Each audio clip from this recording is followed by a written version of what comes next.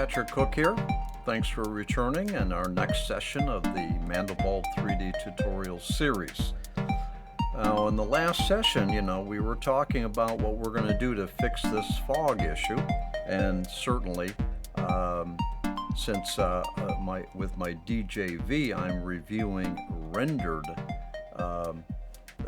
subframes, I'm not going to be able to see the result of my modification. But this session will help you understand how you can go about modifying your existing keyframes in terms of lighting and coloring as well.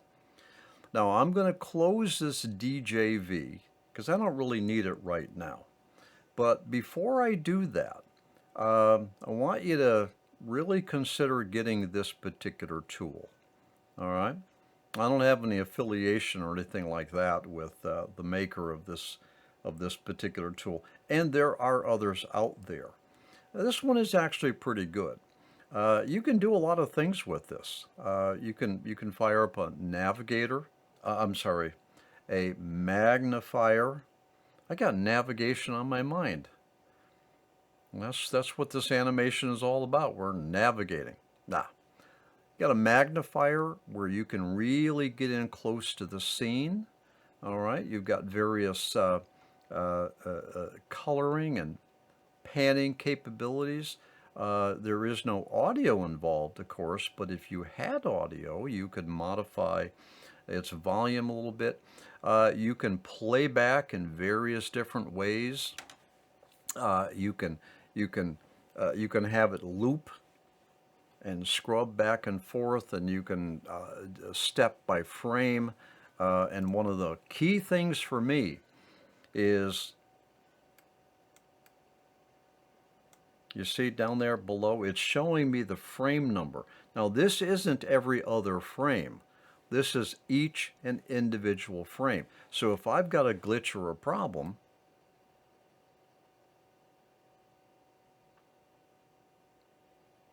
I know precisely where it is on the frame by frame basis.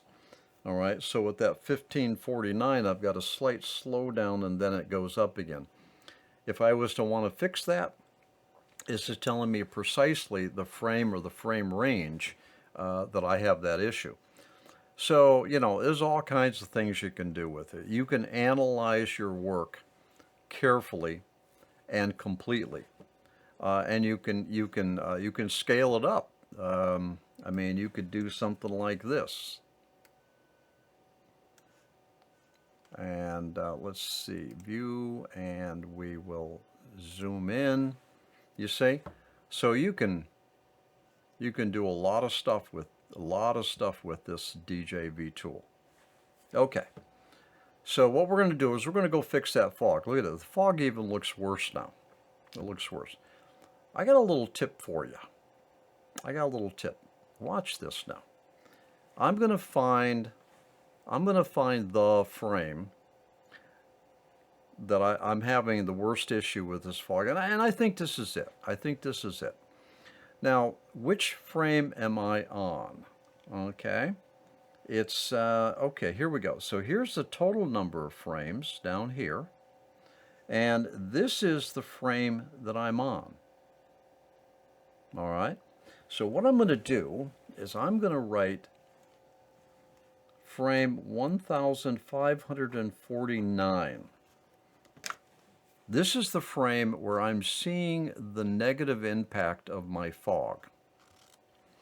All right, and I'm gonna put that number aside because there's going to come a point where I am going to ask Mandelbulb3D to render a couple frames right in that area of frame 1549, full size, and I'm going to see whether or not I've actually fixed or improved this particular ugliness within my scene as it pertains to fog. I don't have to render out all 1800. I can render out just a couple. All right? All right, so we'll get back to that. So I'm going to go ahead and close. I'm going to close this. Now what I'm going to do is I'm just going to set this back to fill, because I don't want my DJV to fire up again, remembering its last setting. All right, so I'm just going to put this to fill. Okay, that's good enough. All right, maintain my aspect ratio. Fill, good enough. I'm going to close DJV. All right, now like I promised, we're going to talk about how to deal with this shadowing area. So what I'm going to do first of all, is I'm going to get myself into that area of the frame that I have the problem. Now, okay, so now there is no way to scrub. All right, you can't see the frame, the subframes in between the keyframes unless you hit the preview and render them out. Okay, so you really can't do that. All right, but what I want to do is I want to get close. So if I get on this keyframe right here, number 7, that's 1500. Okay, that's the 1500th frame in, and I can actually start to see that area. Now what I'm going to do is I'm going to push this down to main so that I can get a big picture. All right, so let's push that down to main. So what I'm going to do is I'm going to use this button right here, and then I'm going to recalculate.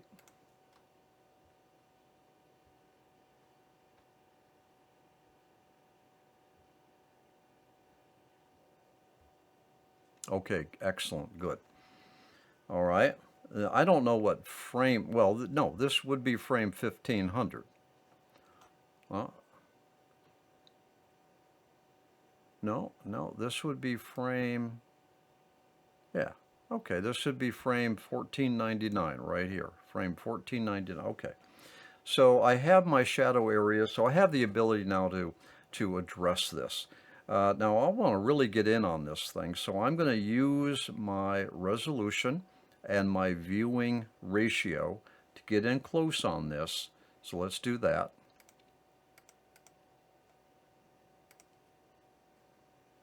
Yeah, okay, good. That's 1:1 at 1920 by 1080. And let me just adjust this, get it right up in here. Good. So this is the area right here that I'm unhappy with. All right, now let's address this.